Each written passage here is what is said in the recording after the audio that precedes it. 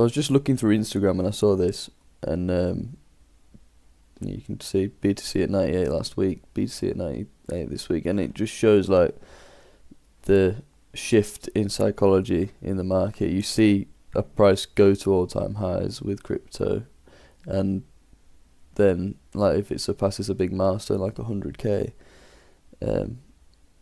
or it gets close to 100k, people are like, nice one, I'm positive about this. And then when it drops below that milestone again, just on a normal correction, people start to panic, and that's like what this is about. And then I read the comments on it. This guy said he bought at 94 and sold at 89, and then he was like, wait until it crashes 50-70% again. 50-70% won't happen anymore, not with ETFs. So this is the one that I was like wanting to highlight. Even with ETFs, with Bitcoin at the moment, you're still going to see cycle highs and cycle lows. Will you see that forever? No, because it's like the more consumer confidence for Bitcoin increases, the less swings we're going to have, or the less like massive swings we're going to have. But that won't happen for a while. We're still probably going to have a few cycles left before anything starts to settle down. So use the time that you've got now on this cycle and possibly the next few cycles. Try and make money off of them cycles, like I mentioned in previous videos. Use Bitcoin first, and then funnel your money that you're making into Ethereum and to the lower cap, higher cap altcoins and lower cap altcoins.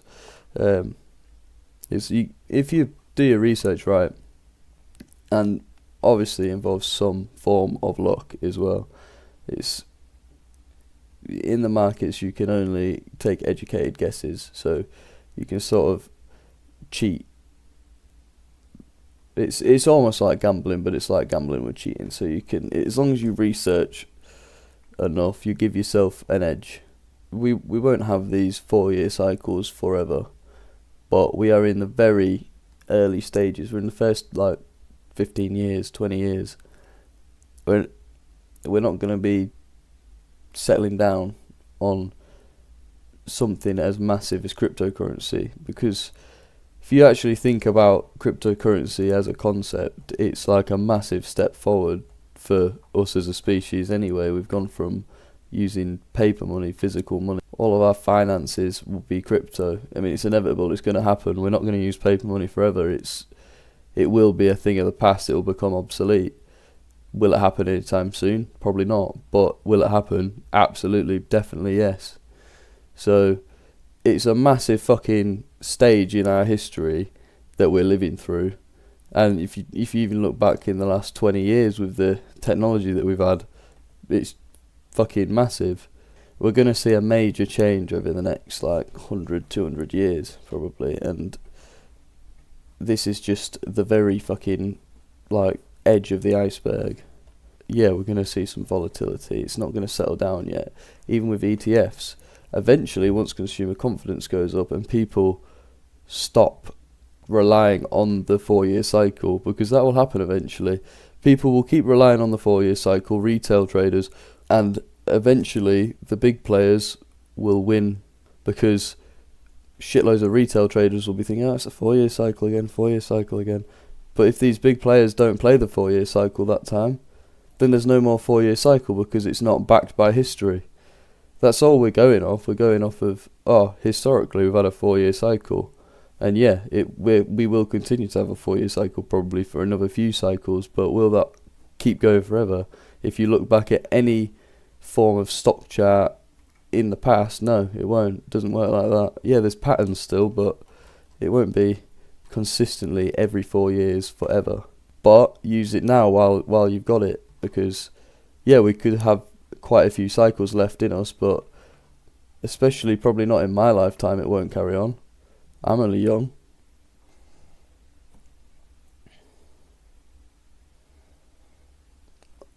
I got this off TikTok Shop, and it's really, really fucking distracting. But it's like oobleck, so if you punch it, it just hurts. the cheat code to 100x.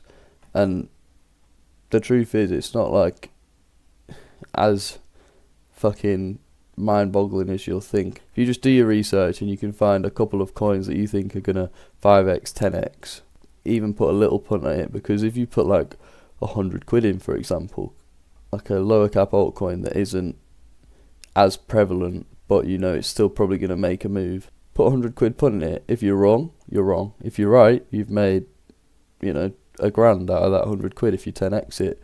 But then you have to have your exit plan. So if you're buying in and you want to get a 10x from that, don't take any higher, don't take any lower.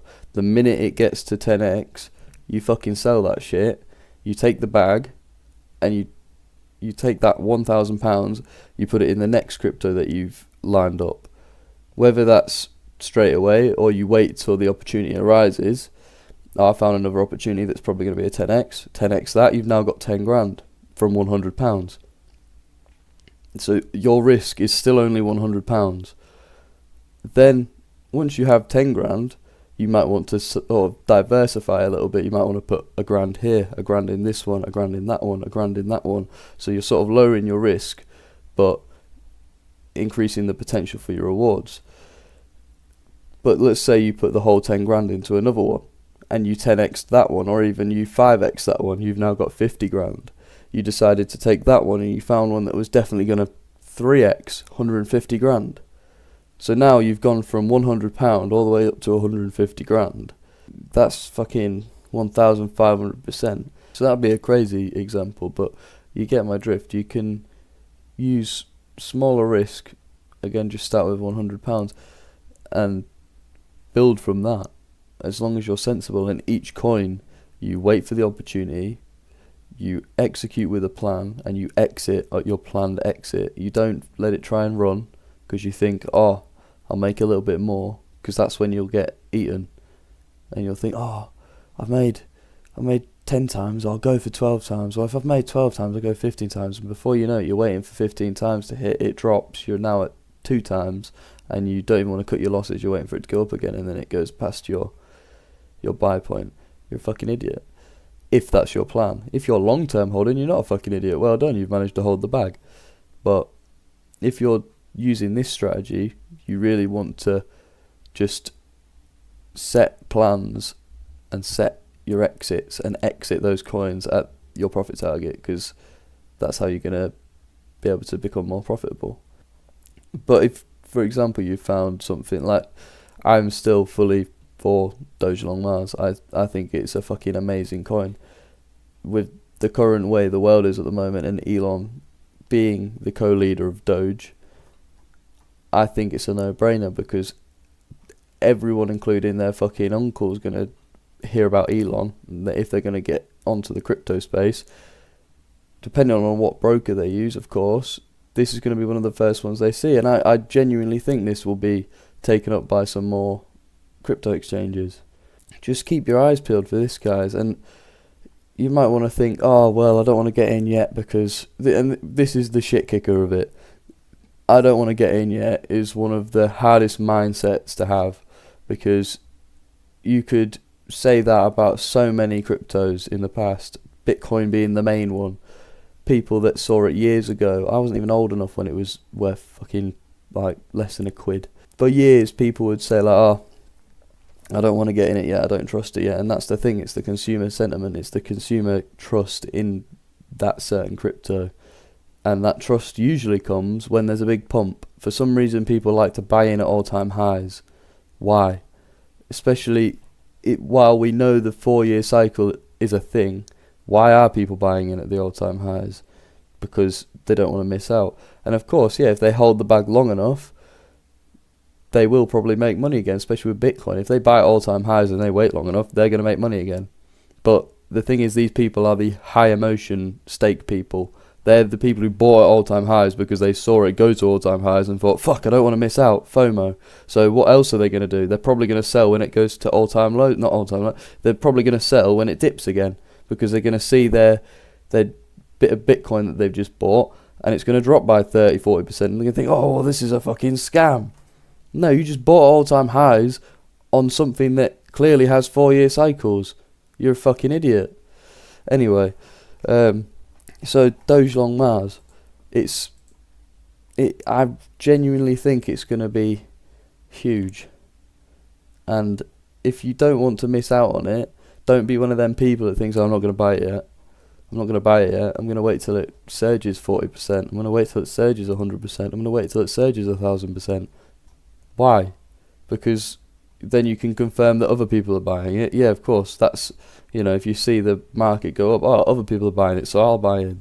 If you wait, yeah, of course you can still make money, but the real people that make the most money are people who get in when it's at its bottom. It's the fear and greed cycle. So this is the fear and greed cycle. So the stock goes up, people have optimism, enthusiasm and exuberance, euphoria. Then they see it start to, trade sideways. They get anxiety, and then it starts going down. They get denial, fear, despair, panic, capitulation. What the fuck is that? I don't know. I'm going to look that word up. I don't know what the fuck that word means. Capitulation. The action of ceasing to resist an opponent or demand. Capitulation means surrender, so it means surrender. Okay. Why can't they just fucking put that? Cunts. Capitulation. Discouragement, dismay. Then they get hope again. Relief, optimism. And it repeats. So, the people getting in up here, they would have, rather than having optimism, enthusiasm and exuberance, they would have been FOMO, FOMO, FOMO, fuck. They got in because they saw it start to ease off slightly. And then instantly they would have seen, rather than any form of increase in their position, they will see it dip. And probably on the denial stage is where they're going, this is a fucking scam. And then they get fear, and that's probably where they're about to sell because they got in here and now they're already at a loss, which would cause influx of sell-offs because other people are fearful. And then it will reach its bottom where all of these pussy-o bumperclarts will be out of the market, and the non-pussy-o bumperclarts will buy up their portions. That's the greed buy cycle. And we learnt a new word today, capitulation. Is that what it was? Capitulation. Yep. Jolly fucking good. I really have no idea how long this video's been, but it's Christmas in 2 days' time. So let's see what the market does. Let's just reset dogelon Mars. I mean, we've had quite a nice rally today. We're back at 122 million now. We were down at 89 million the other day, weren't we? So, or was it 86? I can't fucking remember, but yeah. I mean, if you bought at 86 million, you'd be up by a nice, fucking, I don't know, 30%? Would it be? Oh, yeah, you'll be up by about 50%. If you bought when it got down to about 86 million the other day, you'll be up by nearly 50%. So, all of those who sold, you fucking silly little gooses. Yeah. I mean, don't get me wrong, we've still got ways to go. It's not like we've made a huge recovery, but we've taken out this liquidity here, and we're still waiting for the cycle to reach us. But again, with Elon being the co-leader of Doge, who knows what could happen? And Dogecoin is probably going to be used for X payments soon. So we're sort of like sitting on the edge at the moment of a big move. We're just waiting for the market to react, and we're waiting for the news for the market to react off. So that's where we're at. If I don't make another video before Christmas, Merry Christmas, and I'll see you in the next one.